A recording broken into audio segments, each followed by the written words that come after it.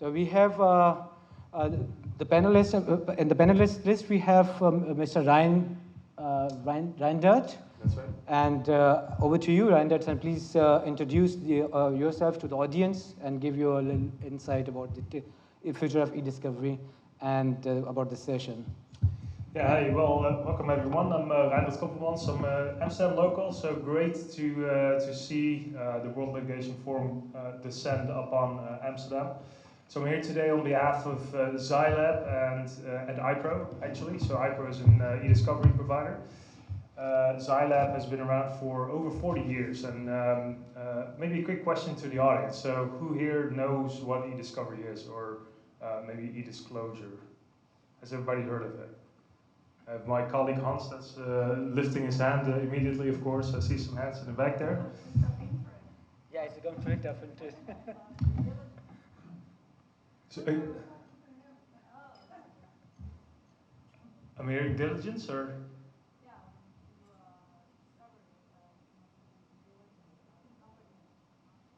Yeah, perfect. Yeah, no, so I'm excited to talk a bit more about the data and technology and how it can support litigators in disputes and lawsuits. And maybe to set the stage a little bit, would you mind? Oh yeah, sorry. Go ahead. All right. So if you looking out to next year, so there's an economic recession is looming, right? So we have basically a technical recession coming up in the US. The Eurozone is shrinking. And this is one of the favorite quotes in terms of an economic when there's an economic recession from Warren Buffett. So only when the tide goes out, you discover who's been swimming naked. So in other words, with the economic recession, that exposes additional irregularities in business models, therefore leading to increased pressure from authorities, from governments to investigate. So this is a quick overview. What I also already mentioned. So the economic recession is looming. Growth forecast for next year has been drastically shrunk, and this has a big impact. Can you hit next? Has a big impact on the volume of litigation. So as you can see here, this is a report from the annual litigation trend survey. Actually, 64% of in-house litigators do say that with an economic recession, there's an increase in litigation. So and that's mostly because companies are looking at outstanding invoices or contracts as a way to gain more revenue. So there's a bit more focus on the cost side of things and increase in litigation in that regard. Well, this also poses a lot of new risks. So I think the session this morning, I didn't have it for already, was very interesting on some of the top concerns, and talks about cybersecurity, data privacy, and what the report also showed already is that cybersecurity and ESG are actually top of mind now with litigators in our council. Yeah, of course, because especially particularly Europe has clear principles with regards to the cybersecurity, and GDPR regulations deals with those cybersecurity issues. For instance, when we talk about the Article 32 and 33, where we talk about the technical measures, organizational measures, and all the industries and law firms and companies have to adhere those technical measures when providing these services. Thank you.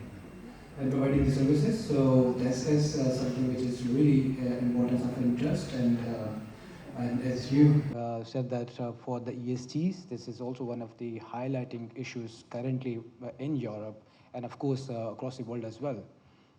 Yeah. So one other example they want to highlight with ESG here, and this is also coming from the home turf of the Netherlands here. Is the lawsuit by an NGO to Shell, which actually forced Shell to become climate neutral in 2030, or reduce the impact of its CO2 impact of its products by about 45%. So also a very interesting case and yeah, new trend in this area. I just wanted to add one more case with regards to the notifying the authorities for the breach which happened, and because there is a case for Booking.com, and the data was breached and the system was compromised, and data protection authorities have fined around $500,000 to them because they were delayed for informing the authorities about that breach. About that breach. So it's always important to comply those instructions which is available in the GDPR regulations. And if the industries and companies does not want to pay a hefty amount of fines, so this is always advisable to take care of all the legalities and whatever the services that you are providing. So just to add one that thing, these cases. Yeah, no, absolutely, great. So moving on, so as a result of that, and I'm pretty sure everyone here in this room is aware of it, is that the regulators are also stepping up their pressure with data protection and privacy regulation.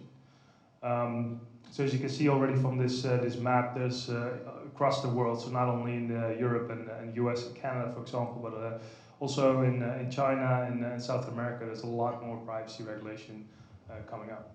Yeah, but there is still some countries which is not fully compliant with these data protection regulations, but there are talk going on for implementing new regulations in those industries. But if on the top of the most European and American regime or jurisdictions are fully adapted with these regulations, and there are still room for improvement for instance, in third world countries. And which is totally, these terms are completely new for them, and it takes some time to get merged and to get evolve those regulations into their legal jurisdiction or legal systems. So we have this, as you said that. Yeah, and again, some insights from the annual litigation survey, just surveys that cybersecurity and data protection are increasingly becoming top on the left. You see top concern of in-house counsel as well as regulatory investigations. So these are big investigations, obviously, by national authorities or national governments, if you will.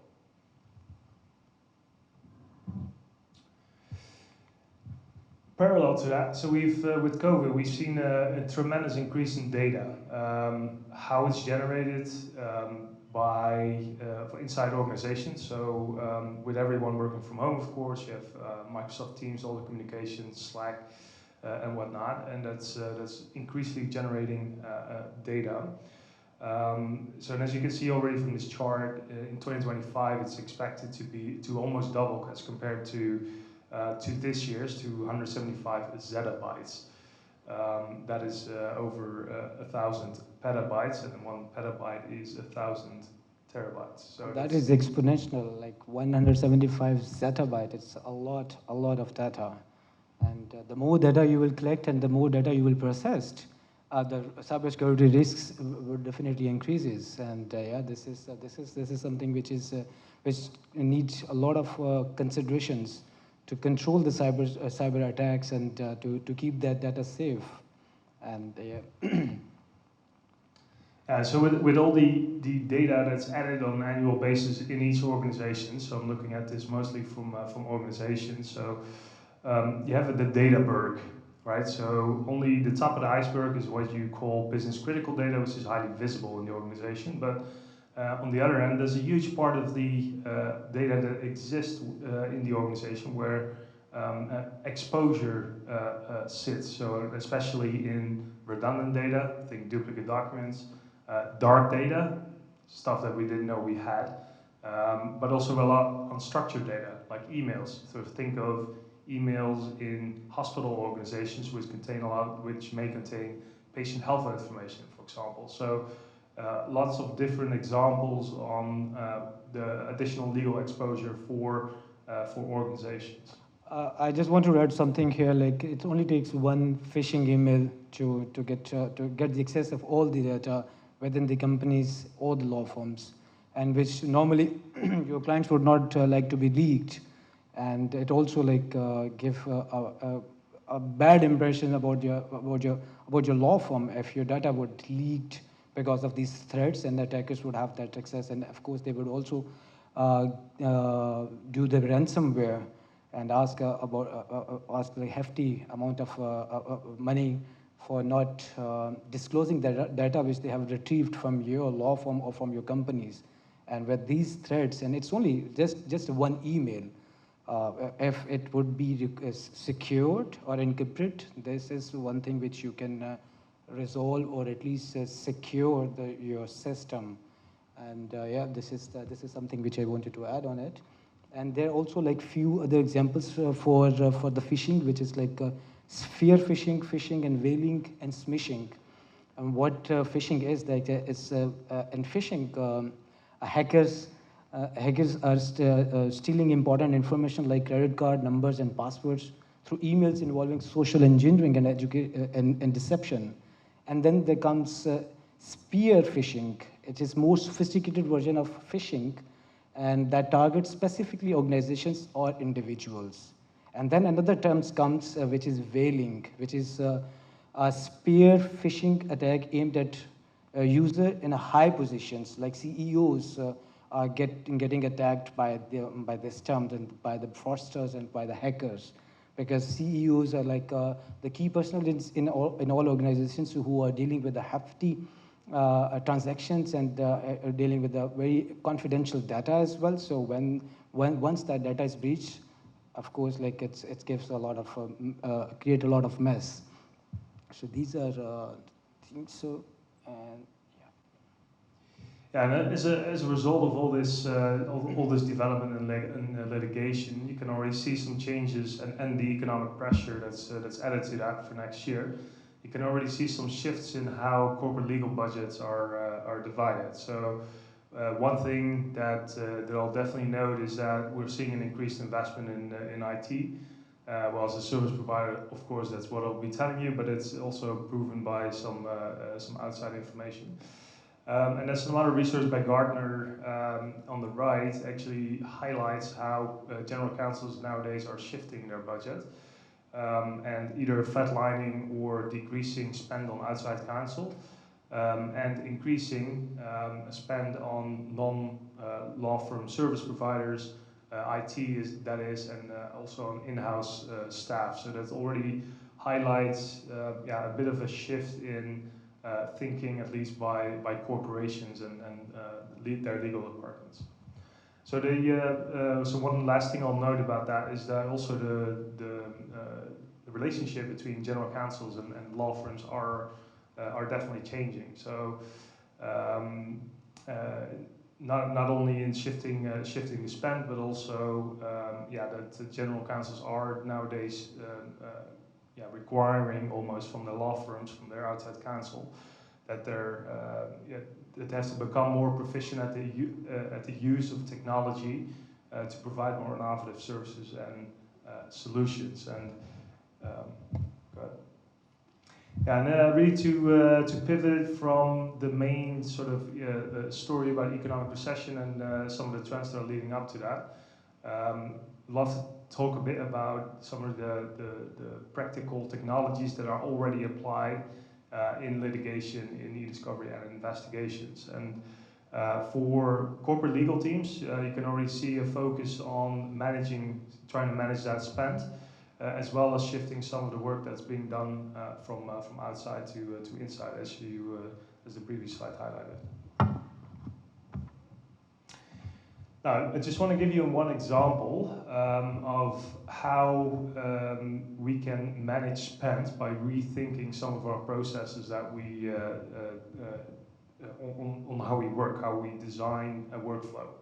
So a typical e-discovery process where we collect data, process it, analyze it, and then produce evidence is inefficient for about 90%. So what does that mean?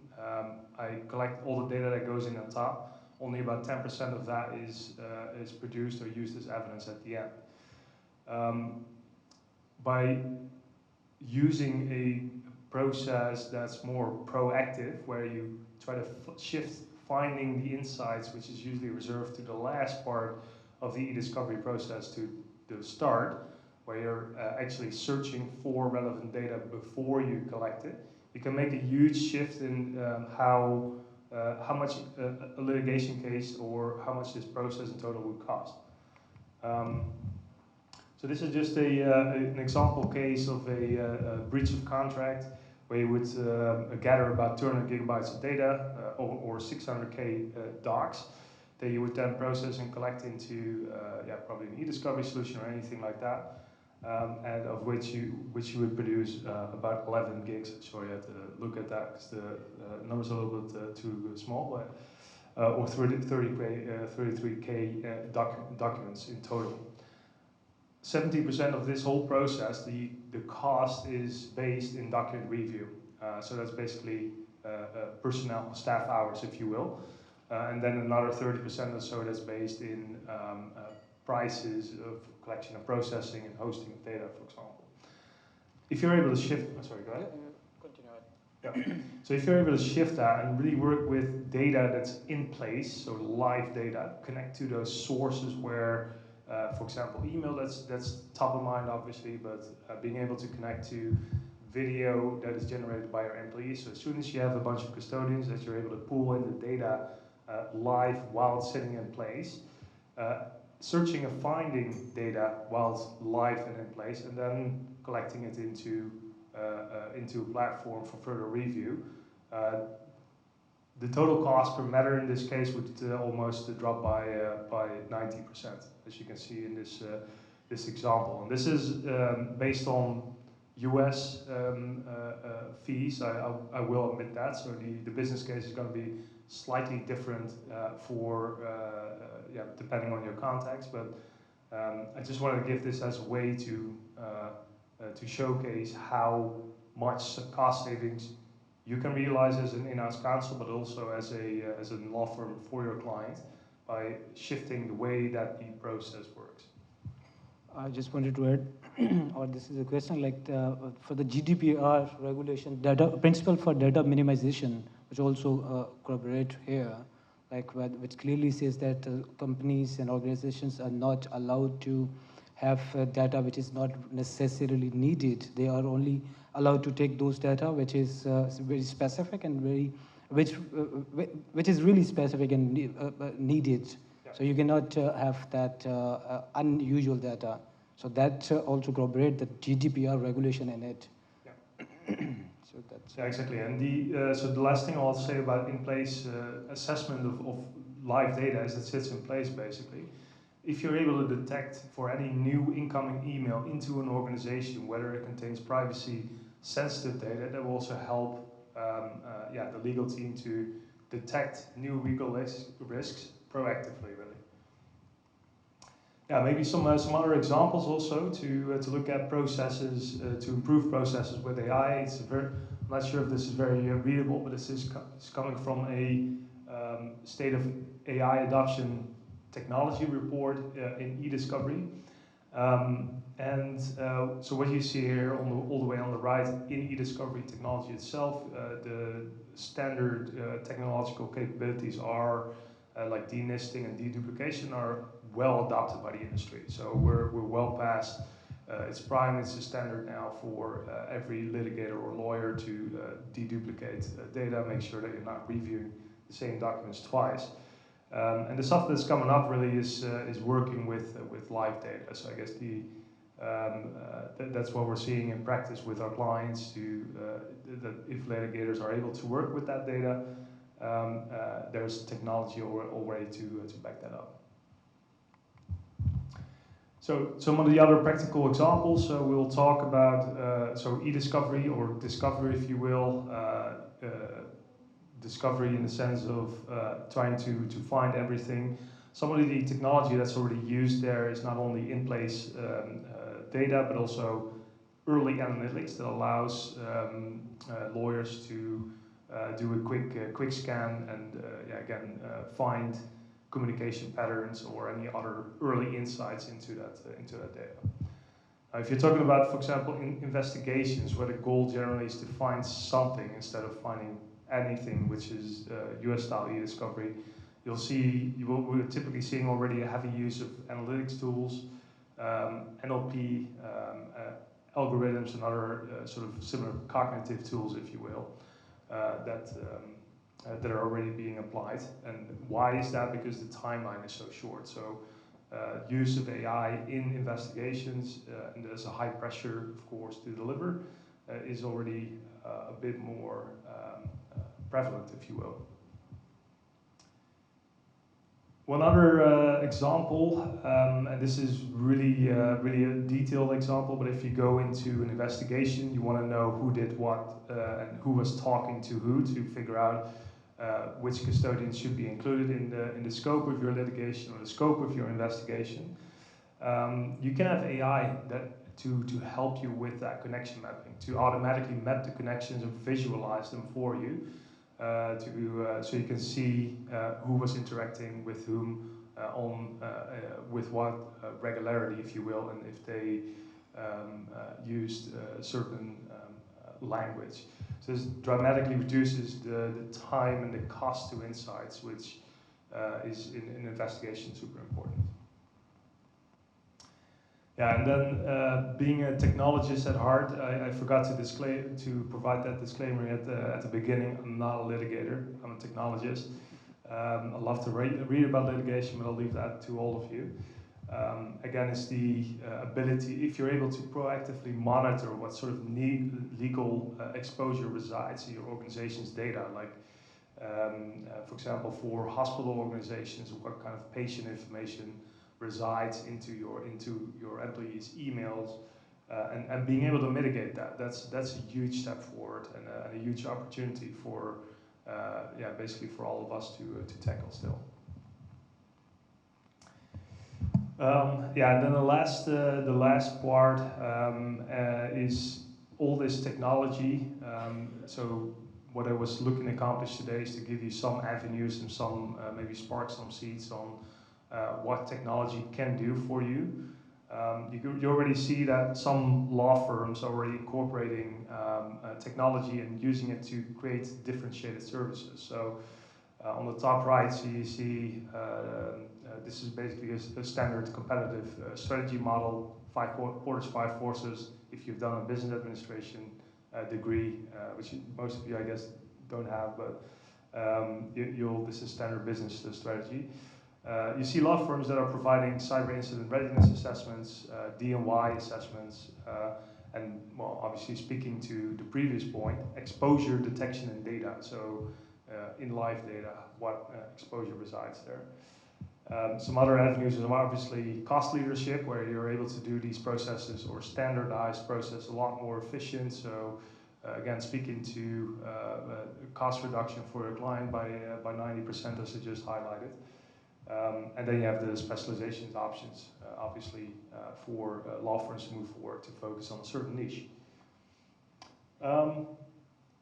That's it actually from my side.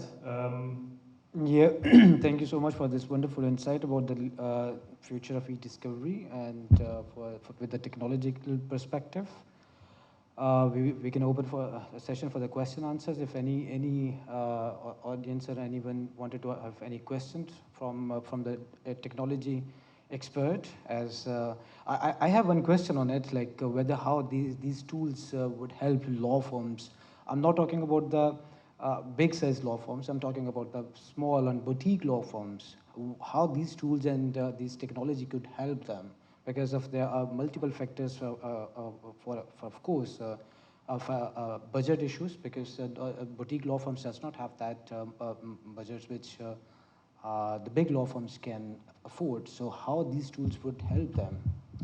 Yeah, so there's for the right, so if you go about selecting the right e-discovery software vendor in the market, you'll find a lot more, and there's a range of options. So especially in the US and the UK market, there's quite a bit of competition. You'll see a lot more e-discovery vendors there that have do-it-yourself options, and that's actually quite easy, quite user-friendly to use a solution.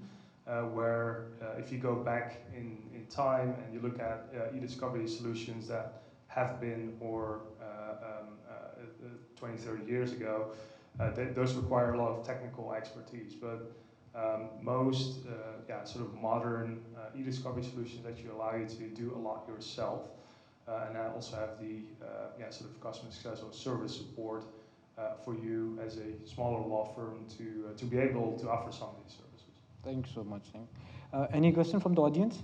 Yeah, one question from me as well. I mean, many countries which have an issue with e-discovery, they're coming up with, data protection and, thank you, data protection and privacy, because yes, there must be always like a legitimate interest to get due diligence about like financial background, bankruptcy, debt enforcement, criminal records of entities. You need to also prove a legitimate interest. So how about e-discoveries and these jurisdictions that are somehow resisting because they are coming up with the statement that what if the interest is not, let's say, justified, and what if this data is being extracted, illegitimately. There's always this conflict, and I think that has been also one of the reasons that Switzerland was so resistant against e-discovery. Yeah, so I think your question, again, I'm not a litigator here, but your question is mostly relating to cross-border e-discovery. I suppose, yeah, how you really deal with this issue, privacy and data protection on one hand, and e-discovery and the interest to get clear about, let's say, the background of a counterparty on the other side. So. Yeah, it's a good question. I can answer I can provide two avenues there.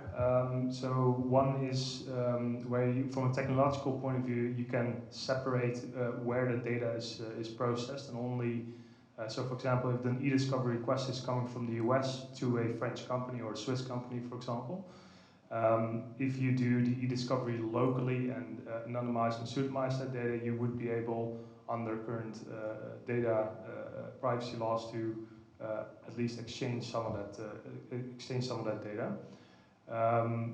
On the other side, the other avenue there is we're seeing quite a bit more regulation along this, right? So with the invalidation of the Schrems case by the German High Court, Schrems 2, for example, which was governing the data exchange in e-discovery requests between US and European countries. There's a new regulation of that in the workings, and some new examples of new regulations that have been introduced already.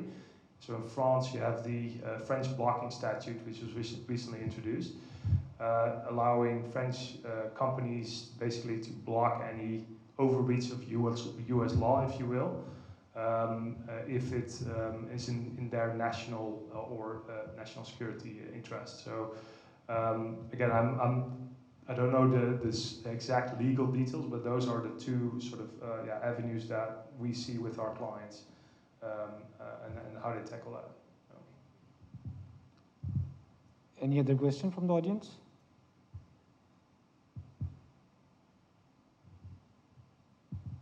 So I guess we're good. So so we kept ourselves like within the time limit. So we will only have 1 minute left for. Thank you so much. Thank you so much for having us and for listening us.